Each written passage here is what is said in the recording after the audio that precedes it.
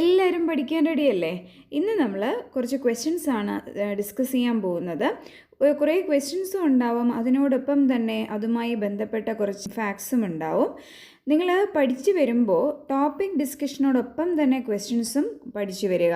അല്ലെങ്കിൽ ടോപ്പിക്ക് പഠിച്ചു കഴിഞ്ഞതിന് ശേഷം മാത്രമേ ക്വസ്റ്റ്യൻ നോക്കുള്ളൂ എന്ന് വന്നാൽ നമുക്കെല്ലാം കൂടി തീരത്തില്ല. അതുകൊണ്ട് തന്നെ വളരെ കുറച്ച് സമയമേ ഉള്ളൂ, മാക്സിമം പഠിക്കാൻ ശ്രമിക്കുക.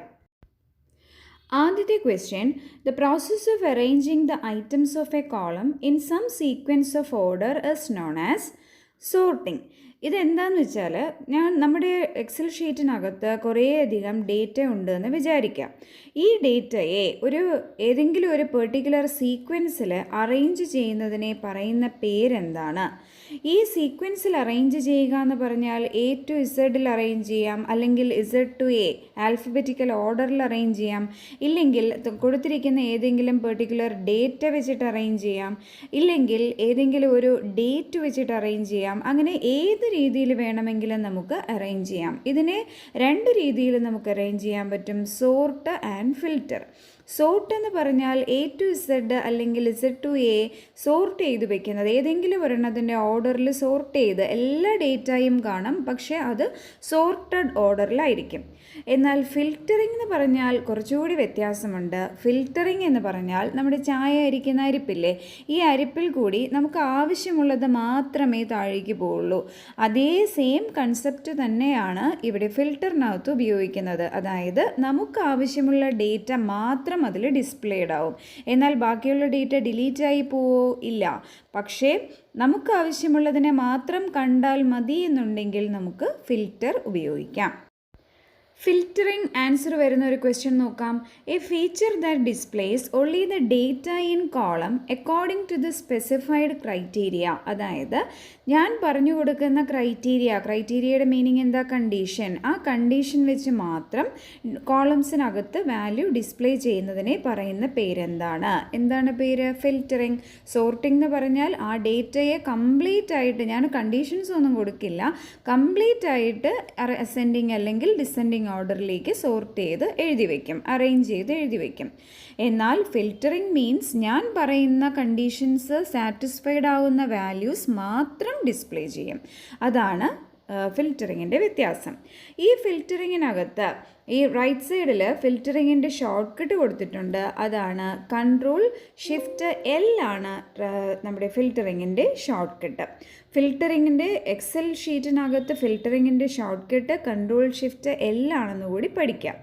ഇനി അടുത്തത്, ഫിൽറ്ററിങ് കൊടുത്തു കഴിയുമ്പോൾ എന്ത് സംഭവിക്കുന്നു? ഇവിടെ ഇപ്പോൾ ലെഫ്റ്റ് സൈഡിൽ നമുക്ക് ഒരു ടേബിൾ കാണാൻ പറ്റും. ടേബിളിനകത്ത് order, date, region, rep, item, units, unit cost, total എന്നിങ്ങനെ കുറച്ച് കോളംസ് ഉണ്ട്. ഈ കോളംസിനകത്ത് കുറേയധികം ഡേറ്റയും എഴുതി വെച്ചിട്ടുണ്ട്. ഞാനിപ്പോൾ ഫിൽറ്ററിങ് അപ്ലൈ ചെയ്യാൻ പോവുകയാണ്. ഫിൽറ്ററിങ് അപ്ലൈ ചെയ്ത് കഴിയുമ്പോൾ കിട്ടുന്ന സ്ക്രീൻ എന്ന് പറഞ്ഞാൽ ഈ ഹെഡിങ്ങിലെല്ലാം ഒരു ആരോ കൂടി അറ്റാച്ച് ചെയ്തിരിക്കും.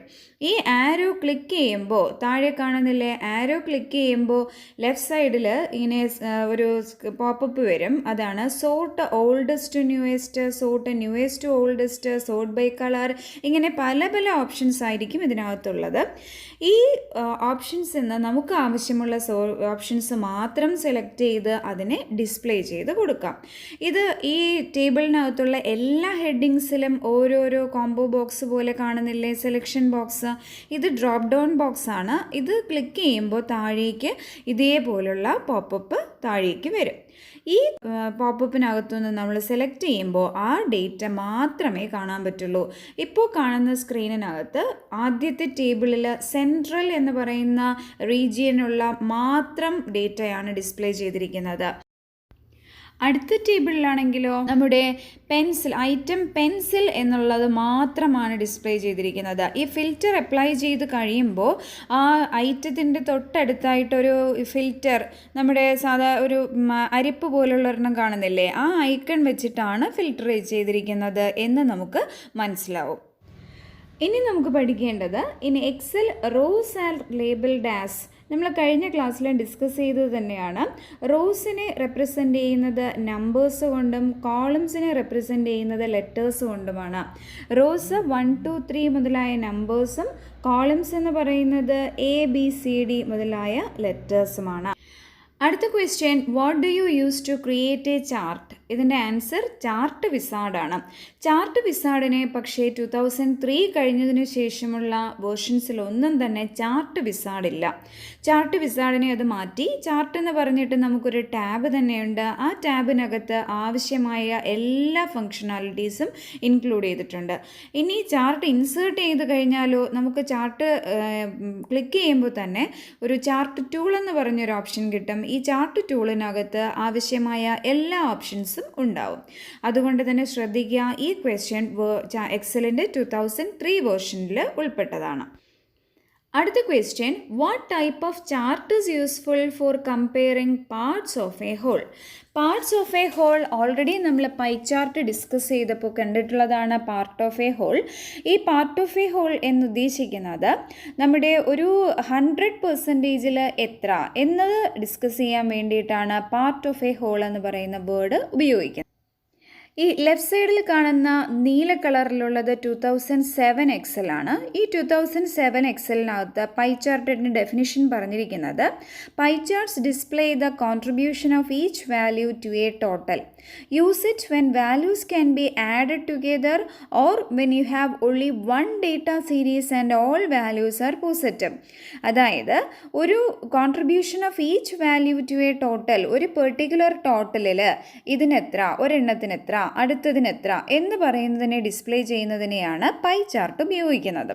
അതേപോലെ തന്നെ ഒരു സീരീസ് ഓഫ് ഡേറ്റ മാത്രമുള്ളപ്പോഴാണ് നമ്മൾ പൈ ചാർട്ട് ഉപയോഗിക്കുന്നത്. റൈറ്റ് സൈഡിൽ കാണുന്നത് എക്സൽ 2013 അതിനകത്ത് കൃത്യമായി എഴുതിയിട്ടുണ്ട്, use this chart type to show the proportions of a whole. ഈ സെൻറ്റൻസ് ആണ് നമ്മുടെ ഈ ക്വസ്റ്റ്യനകത്ത് വന്നിരിക്കുന്നത്. Part of a whole represent ചെയ്യാനായിട്ട് ഉപയോഗിക്കുന്ന ചാർട്ട് ഏതാണ്? Pie chart. ഇതുമായി ബന്ധപ്പെട്ട് ഒരു ക്വസ്റ്റ്യൻ കൂടി നമുക്ക് നോക്കാം. What type of chart is good for single series of data? ഒരു സിംഗിൾ സീരീസ് ഓഫ് ഡേറ്റയ്ക്ക് തൊട്ട് മുന്നേ വായിച്ചതേ ഉള്ളൂ, നമ്മുടെ pie chart single series of ഡേറ്റയ്ക്കാണ് ഉപയോഗിക്കുന്നത്. അതുകൊണ്ട് തന്നെ ആൻസർ എന്താണ്? Pie chart. ഇതുമായി ബന്ധപ്പെട്ട അടുത്തൊരു ക്വസ്റ്റ്യൻ കൂടി നോക്കാം. How will you graphically represent expenditure in different departments?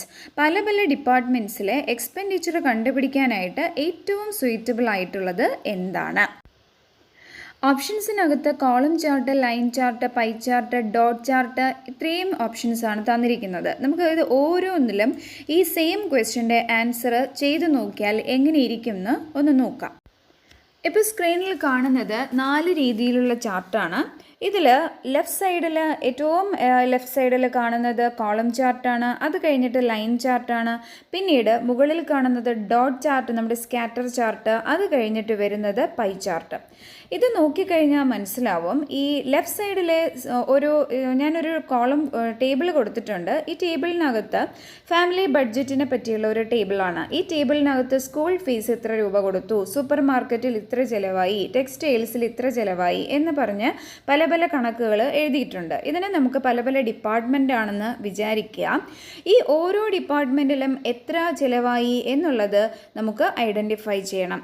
ഈ ഐഡൻറ്റിഫൈ ചെയ്യാനായിട്ട് നമുക്ക് കോളം ചാർട്ടിനകത്താണെങ്കിൽ ഒരു സിംഗിൾ കോളമായിട്ടായിരിക്കും ഈ ഡേറ്റ എല്ലാം തന്നെ റെപ്രസെൻ്റ് ചെയ്യുന്നത്. അതായത് ഒരേ കളർ വെച്ചിട്ട് പല പല വലിപ്പത്തിൽ ബാറ് റെപ്രസെൻ്റ് ചെയ്യും. ഇത് കഴിഞ്ഞിട്ട് വരുന്ന ലൈൻ ചാർട്ടിനകത്താണെങ്കിലോ വെറുതെ ഡോട്ട്സ് ഇട്ടിട്ട് ആ ഡോട്ട്സിനെ കണക്ട് ചെയ്തിട്ടായിരിക്കും ലൈൻ ഉപയോഗിക്കുന്നത്. തൊട്ടടുത്തിരിക്കുന്ന പൈ ചാർട്ടിനകത്താണെങ്കിൽ പല പല കളേഴ്സ് വെച്ച് ഐഡൻറ്റിഫൈ ചെയ്തിട്ടുണ്ട്. ഇതിനെത്രയായി, ഇതിനെത്രയായി. എൻ്റെ റൈറ്റ് സൈഡിൽ ലെജൻസും കാണാം, ഓരോ കളറ് എന്തിനെയാണ് റെപ്രസെൻ്റ് ചെയ്യുന്നത്. ഇത് കഴിഞ്ഞിട്ട് വരുന്ന ഡോട്ട് ചാർട്ടിനകത്ത്, സ്കാറ്ററിംഗ് ചാർട്ടിനകത്ത് പല പല സ്കാറ്റേർഡ് പോയിൻറ്റ്സ് ആയിട്ടായിരിക്കും ഡേറ്റ ഡിസ്പ്ലേ ചെയ്തിരിക്കുന്നത്. ഈ ചാർട്ട് കാണുമ്പോൾ തന്നെ മനസ്സിലാവില്ലേ, നമുക്ക് പെട്ടെന്ന് ഒരെണ്ണം ഐഡൻറ്റിഫൈ ചെയ്യാനായിട്ട് എളുപ്പത്തിൽ മനസ്സിലാക്കാൻ പറ്റുന്നത് ഏത് ചാർട്ട് വെച്ചിട്ടാണ്? Pie chart. അപ്പോൾ പല പല കോണ്ടെക്സ്റ്റിലും നമുക്ക് എല്ലാ ചാർട്ടുകളും ഉപയോഗിക്കാം. പക്ഷേ നമുക്ക് കൺവീനിയൻ്റ് ആയിട്ട് ഏത് ചാർട്ടാണോ ആ ഒരു സ്പെസിഫിക് സിനാരിയോയിൽ ഉപയോഗിക്കാൻ പറ്റുന്നത് ആ ചാർട്ടായിരിക്കും നമ്മൾ ഏറ്റവും കൂടുതൽ ഉപയോഗിക്കുന്നത്. ഈ ഒരു ക്വസ്റ്റ്യൻ്റെ ആൻസറിന് ഏറ്റവും ഉത്തമമായിട്ട് ഉള്ള ചാർട്ട് പൈ ചാർട്ടാണ്. അടുത്തത് എക്സലിലെ ഏറ്റവും എളുപ്പത്തിലുള്ള ഒരു ക്വസ്റ്റ്യൻ ആണ്. The basic unit of a worksheet in to which you enter data in Excel is called a cell. നമ്മുടെ എക്സലിൻ്റെ ഏറ്റവും ബേസിക് യൂണിറ്റ്, ഏറ്റവും ചെറിയ യൂണിറ്റിനെ പറയുന്ന പേരാണ് സെൽ. ഒരു റോയുടെയും കോളത്തിൻ്റെയും ഇൻ്റർസെക്ഷനെ പറയുന്ന പേരാണ് സെൽ എന്ന്. അടുത്തത് അതേ ആൻസർ വരുന്ന അടുത്ത ഒരു ക്വസ്റ്റ്യൻ വേറൊരു രീതിയിൽ നമുക്ക് ക്വസ്റ്റ്യൻ ചോദിക്കാം. Where a row and a column meet, what do you call that? നമ്മുടെ റോയും കോളവും മീറ്റ് ചെയ്യുന്ന പൊസിഷനെ പറയുന്ന പേരെന്താണ്? നമ്മൾ കഴിഞ്ഞ ദിവസം കണ്ട ക്വസ്റ്റ്യൻ സെറ്റിനകത്തും ഇതേ ക്വസ്റ്റ്യൻ ഉണ്ടായിരുന്നു. അതിൻ്റെ ആൻസർ എന്താണ്? സെൽ. ഇത്രയുമാണ് ഇന്നത്തെ ക്ലാസ്സിൽ നമ്മൾ പഠിച്ചത്. വീണ്ടും വീണ്ടും ക്വസ്റ്റ്യൻസ് വായിച്ചു നോക്കുക, അതേപോലെ തന്നെ അതുമായി ബന്ധപ്പെട്ട ഫാക്ട്സ് കൂടി പഠിക്കുക. എല്ലാവർക്കും നല്ലൊരു ദിവസം ആശംസിച്ചുകൊണ്ട് നിർത്തുന്നു. താങ്ക്